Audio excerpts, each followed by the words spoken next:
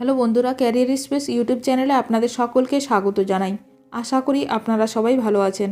আজকে এই মুহূর্তে শিক্ষক নিয়োগ সংক্রান্ত যে সবচেয়ে গুরুত্বপূর্ণ আপডেট উঠে এসেছে, বিস্তারিত সেই সম্পর্কে আলোচনা করব। তাই ভিডিওটি অবশ্যই শেষ পর্যন্ত দেখবেন নিয়োগ সংক্রান্ত অনেক নতুন নতুন আপডেট পাওয়ার জন্য। যারা চ্যানেলে নতুন তারা চ্যানেলটিকে সাবস্ক্রাইব করে পাশে থাকা বেল বাটনে প্রেস করে অল নোটিফিকেশানটিকে অন করে রাখবেন, কারণ এমন ধরনের লেটেস্ট আপডেট নিয়ে এই চ্যানেলে সবসময় ভিডিও আপলোড করা হয়ে থাকে।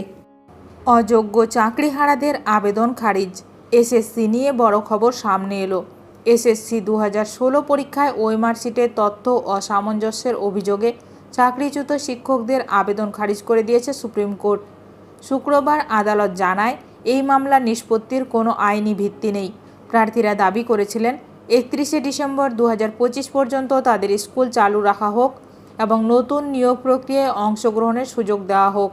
তবে আদালতের রায়ে তাদের যুক্তি প্রত্যাখ্যান করা হয়। একাদশ দ্বাদশের আবেদন খারিজ করল সুপ্রিম কোর্টের বিচারপতি সঞ্জয় কুমার ও কেভি বিশ্বনাথনের বেঞ্চ।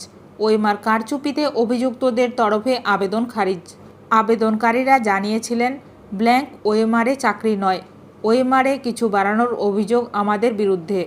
আমরা অবৈধ নই, র্যাঙ্ক জাম্প করে চাকরি নয় আমাদের, প্যানেলের মেয়াদ উত্তীর্ণ হওয়ার পর চাকরি নয় আমাদের। তাই আমাদের আবেদন এপ্রিল মাস থেকে আমাদের বেতন দেওয়া হোক এবং স্কুলে যেতে দেওয়া হোক। কিন্তু সেই আবেদন খারিজ করে দিল শীর্ষ আদালত। কিন্তু রূপক চন্দ্র সহ 119 জনের আবেদন খারিজ করে শীর্ষ আদালত। শুধু সাদা খাতাই নয়, অর্থাৎ শুধু ব্ল্যাঙ্ক ওএমআর নয়, সিবিআই তদন্তে উঠে আসা ওএমআর বিকৃত করে নম্বর বাড়িয়ে চাকরি প্রাপকদের বেতন বন্ধেরও সিদ্ধান্ত নিল সুপ্রিম কোর্ট। অর্থাৎ এদেরও অযোগ্য তালিকায় রাখল সুপ্রিম কোর্ট, যার অর্থ পরীক্ষায় বসতে পারার সম্ভাবনা এদেরও কমল। 2016 সালে স্কুল সার্ভিস কমিশনের পরীক্ষার ফলাফলে ওএমআর তথ্য গোলযোগের অভিযোগ ওঠে। এর সঙ্গে আরও বেশ কিছু দুর্নীতির অভিযোগ সামনে আসে। আদালত গোটা প্যানেল বাতিল করে। যোগ্যদের নতুন করে নিয়োগ পরীক্ষায় বসার নির্দেশ দেওয়া হয়েছে, তবে অযোগ্যদের পরীক্ষায় বসতে না দেওয়ার নির্দেশ দেওয়া হয়েছে। এই প্রার্থীরা আদালতের দ্বারস্থ হন। তাদের মূল দাবি ছিল 2025 সালের শেষ পর্যন্ত কাজ চালিয়ে যাওয়া এবং নতুন নিয়োগে অংশ নেওয়ার অধিকার দেওয়া হোক। এছাড়া বেতন ভাতা ও চাকরির সুবিধা ফিরে পেতেও তারা মামলা করেন। আদালতের যুক্তি, সুপ্রিম কোর্টের হাইকোর্ট বিভাগ রায় উল্লেখ করে, প্রার্থীদের আবেদন আইনগতভাবে অগ্রহণযোগ্য এবং অনুপযুক্ত। আদালত তাদের আবেদন খারিজ করে দিয়েছে।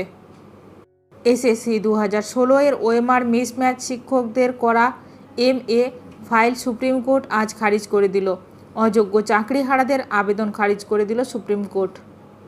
নতুন নিয়োগ ও বেতন দেওয়ার জন্য মামলা করেছিল তারা, বলেছিল তারা অযোগ্য নয়। এই মামলা খারিজ করে দিল সুপ্রিম কোর্ট।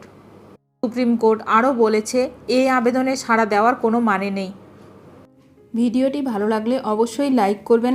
আজকের ভিডিওটি এখানেই শেষ করলাম। নতুন কোনো আপডেট নিয়ে দেখা হবে নেক্সট ভিডিওতে।